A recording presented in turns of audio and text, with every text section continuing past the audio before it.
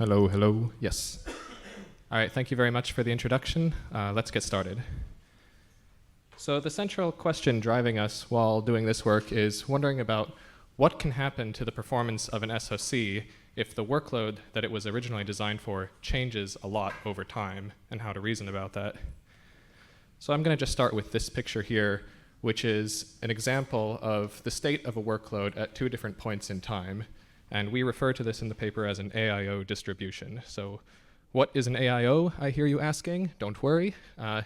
This is just a high-level concept that we introduced at ISCA last year, and all you need to understand for the purposes of this talk is that one AIO corresponds to a single unit of data parallel work, and different types of AIOs fundamentally refer to different kinds of work. So in the context of this picture, it means that at year 0, we have to do 1 unit of work type 0 and 4 units of work type 1.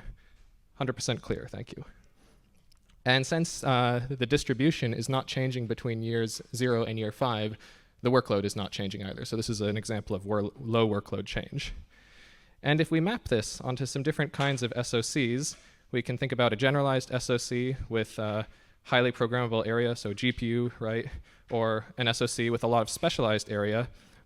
We're going to see that starting at year 0, it's obviously fine to map it to the generalized case. And if we're lucky, we're going to get good use of our specialized area as well. And then since the workload doesn't change, the same mapping should be possible in year 5. And this is going to be nice for us because then performance is going to be high and consistent over time.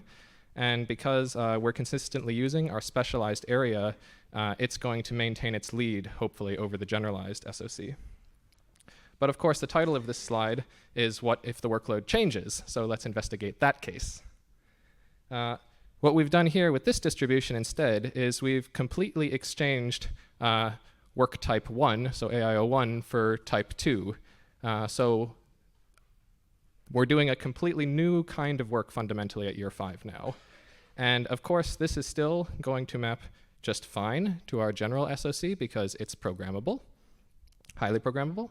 But if we get unlucky, then this case might happen for the specialized SoC, where at year 5, the type of work we're doing is fundamentally incompatible with the accelerators that are available to us. And so that might let us lead down this path, where now, over time, the specialized SoC has this performance degradation.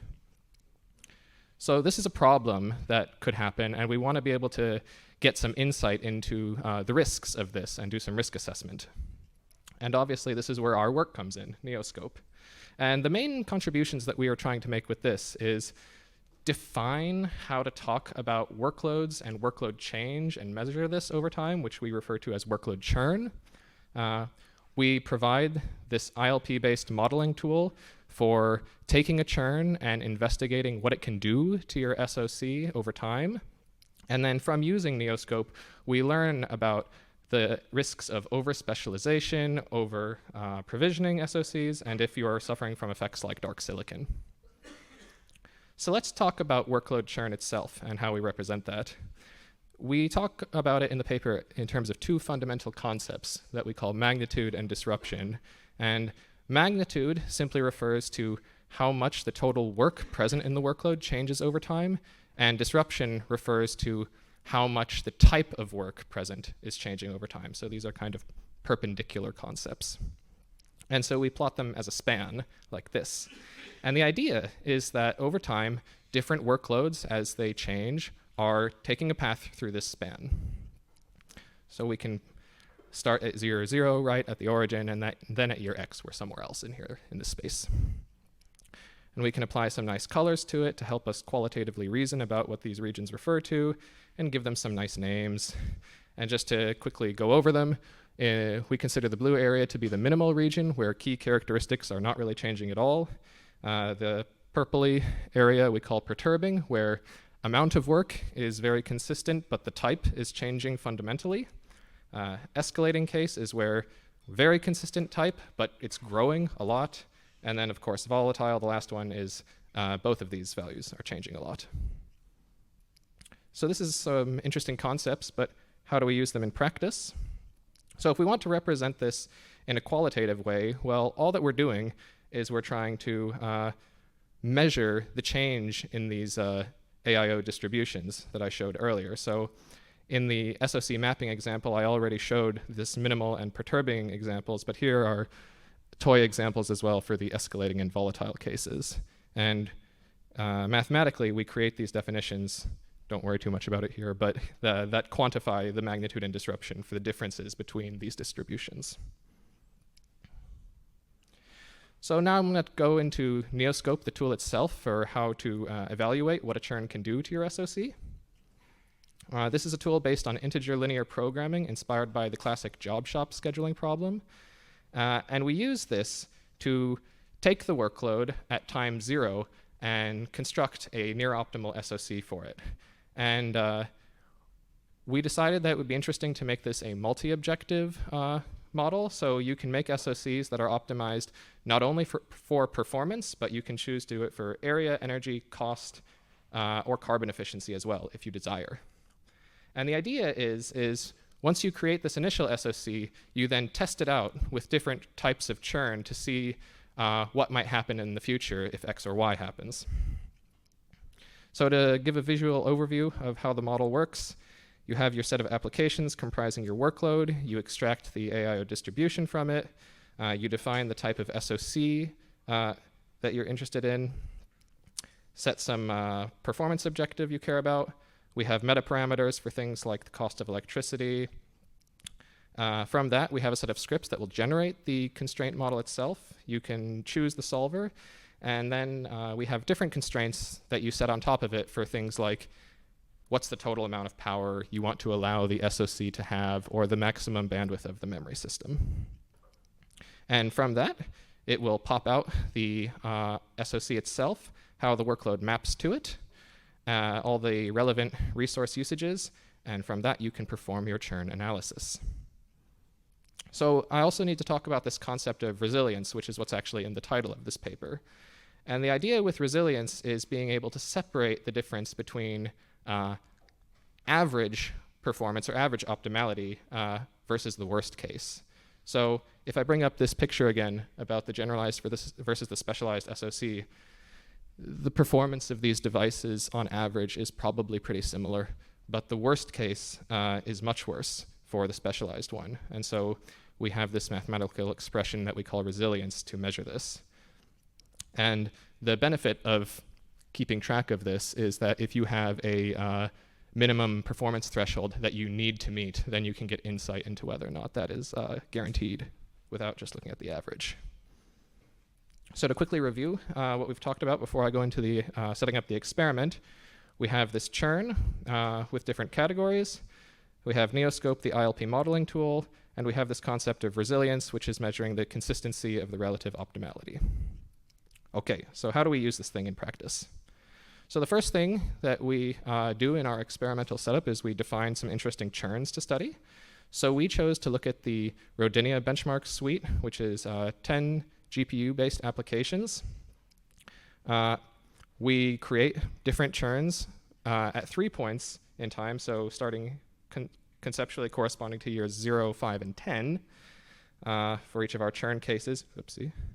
And the idea with what we decided to do here is to explore the extremes of the churn span space.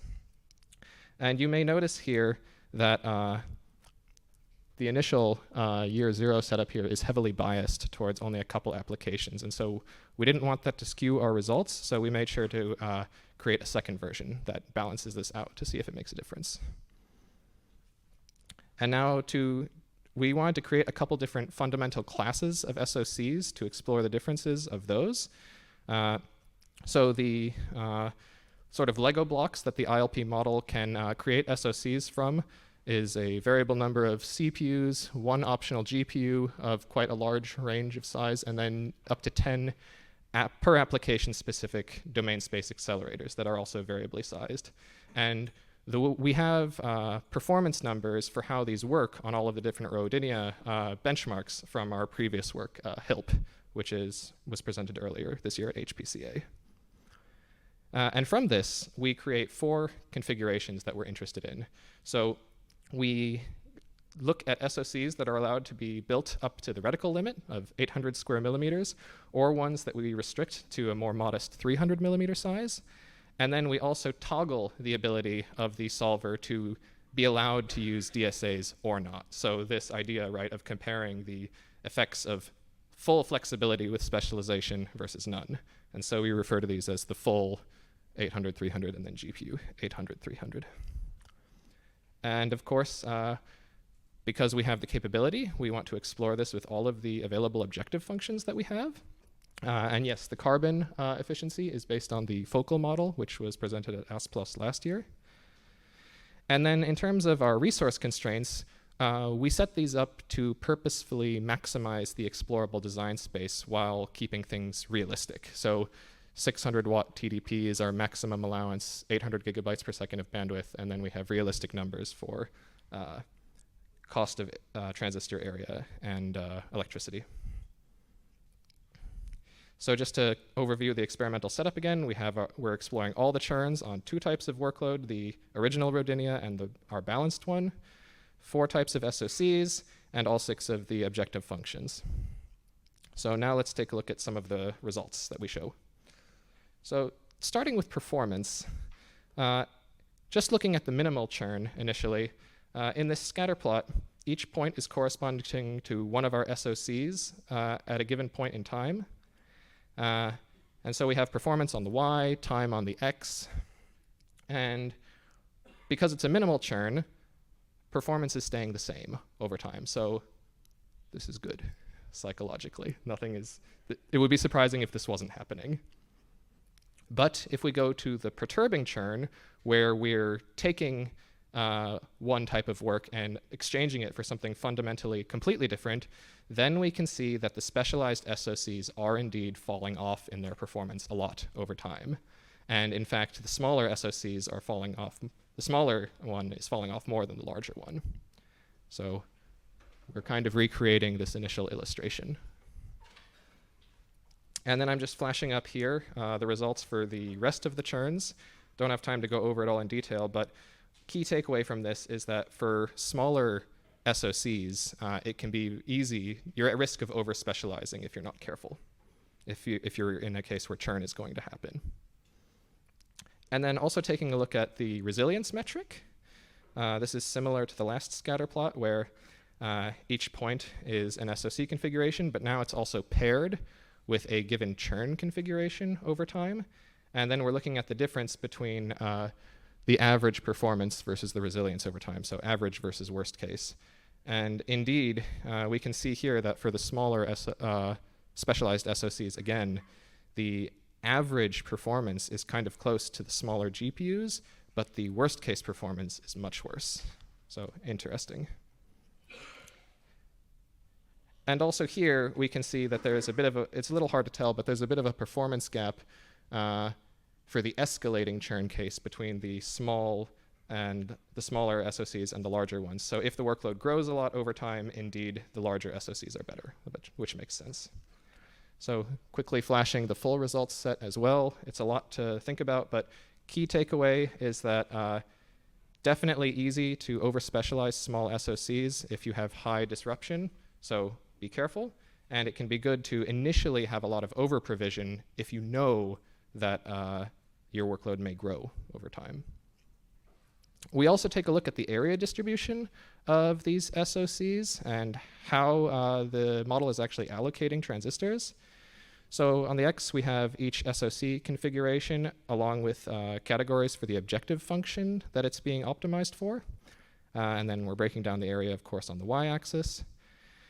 And what we can see that's kind of interesting is that even for the full SoCs, so the ones that are allowed to specialize to their heart's content, they often have quite a bit of GPU area anyway, which is kind of interesting because GPUs are good, I guess. Like it's useful, apparently, to have some GPU at least.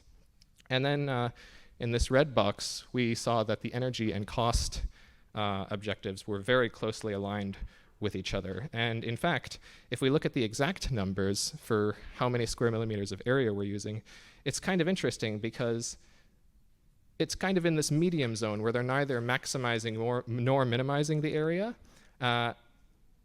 And this caught our eyes because we realized that not all of our applications were exhibiting extremely strong parallel scaling. And so as a result, the solver is adding SoC resources for a while, but then eventually you get diminishing returns, and so it stops. I'm also going to talk about the carbon balance case study that we did. So what's going on here is that this is just one SoC configuration now, the full 800, but on the x-axis, what we're doing is we're shifting the balance of operational versus embodied dominated carbon based on the focal model.